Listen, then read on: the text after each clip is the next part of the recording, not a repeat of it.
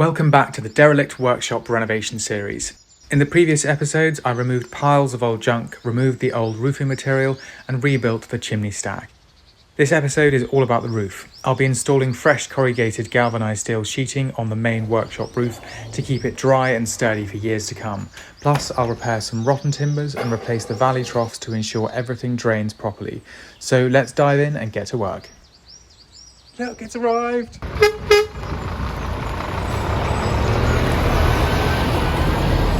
The delivery guy from Southern Sheeting, Jim, is an absolute legend and helped me get all this in here.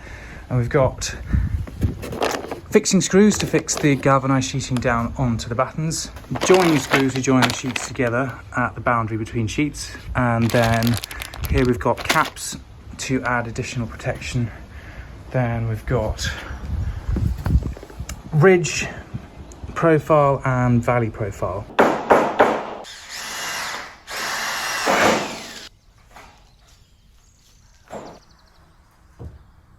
Before installing the roofing sheets, I used a lead replacement product as flashing around the base of the chimney.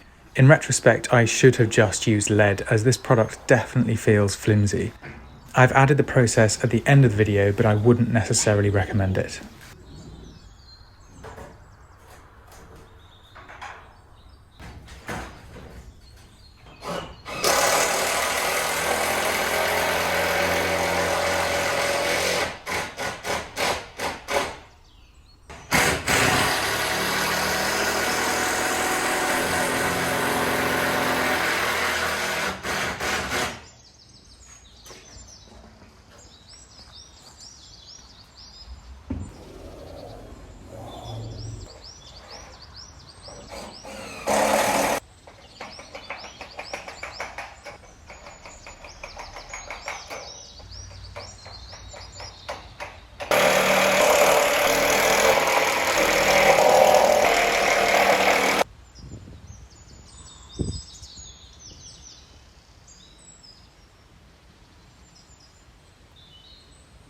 Been angle grinding the tops off these old screws. This is what they look like beforehand. They've rusted so solid and the paint has filled the gap for the screwdriver head. So the only option really is to angle grind it off, ideally without damaging the corrugated steel. That's the valley cleaned out and a bit of timber here replaced with some ply. The wood condition around here is very, very mixed. Some great, some very poor.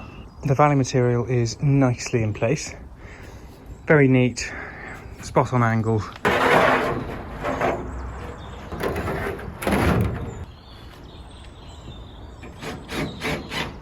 When using roofing screws, the aim is to create enough pressure to create a watertight seal, but not over tighten them, as this can pinch the rubber washer and result in a leaky roof. I've created a cardboard template, a very rough one, to get approximately the right angle here, and I'll transfer that over onto a full sheet.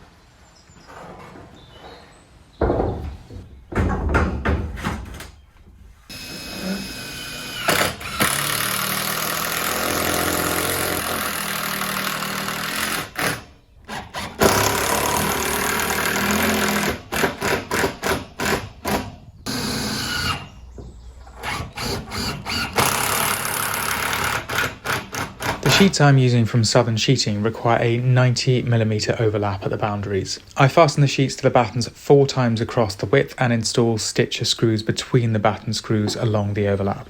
The ridge pieces are then fastened to the sheets using stitcher screws.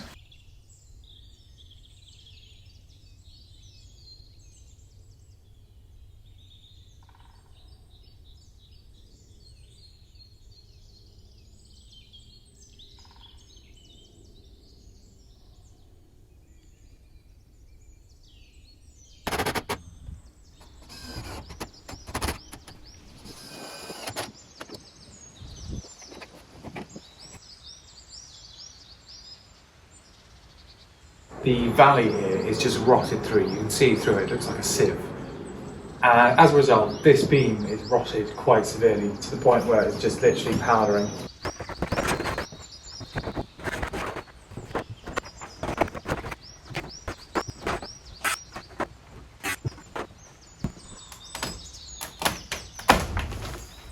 Normally I would have put a piece of wood vertically here to support this, given that I've removed part of the triangulation timber. However, that timber was so rotted away and so perished that it wasn't actually providing any support anyway, so any movement which would have happened has already happened.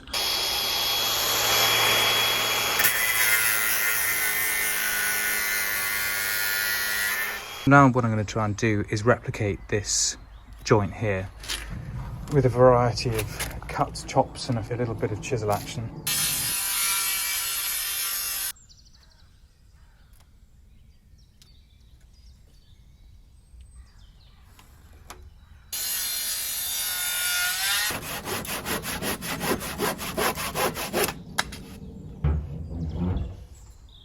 All of the timber's pretty much back in. Let's have a quick look around. These timbers are original and they're mostly sound, so I'm going to put these in. They're not really structural. All they do is provide some support for the valley material. That's a brand new timber under there, which is great. That's treated timber, so it should last for ages. Let's get this all sewn up and hopefully watertight.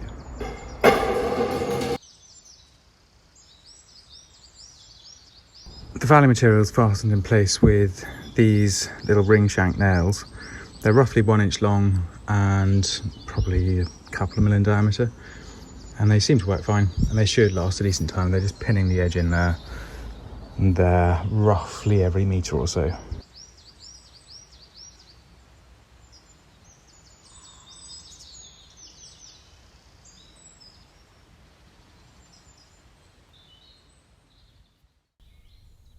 Right then, on to the final bit. The valley on the other side of that ridge needs some attention, and this ridge will be replaced.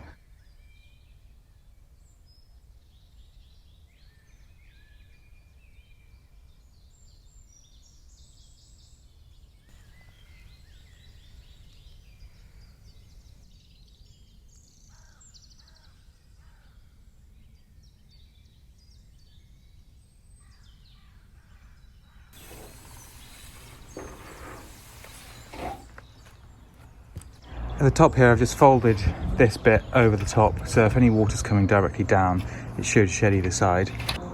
Here's the piece of lead which was originally here. All it's going to really do is just make sure that water doesn't go down into that gap directly behind, and it will stop water running down the peak of that, which is actually inclined a little bit sort of that way.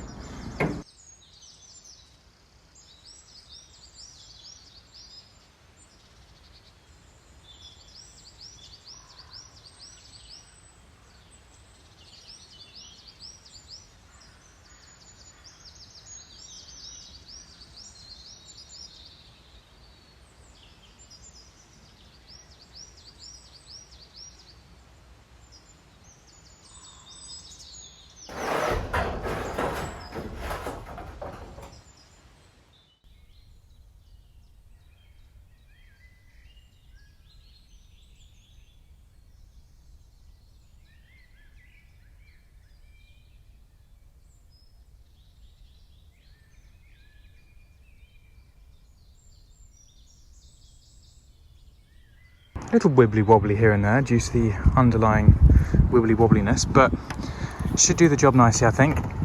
And only time will tell to see how long it remains waterproof for. And the only last thing to do is to close this up.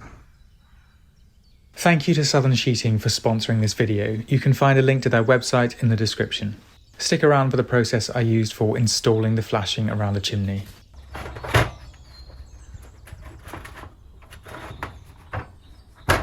This is where the chimney will protrude through the roof. I have rebuilt some of the timbers around the chimney, and I'm going to put some boarding here and here. This all slopes in that direction, so it's lower here than it is there, so any water that accumulates should run off in that direction. The lead replacement product I'm using is called Easy Lead R, which is a bitumen-backed aluminium sheet. I thought it would be an interesting experiment, and it seems to be well reviewed generally, however it does feel very flimsy in comparison to lead. In retrospect, I should have spent the extra time and money to properly cut in a stepped lead flashing, or at the very least cut a channel into the side of the chimney to slot the sheet into.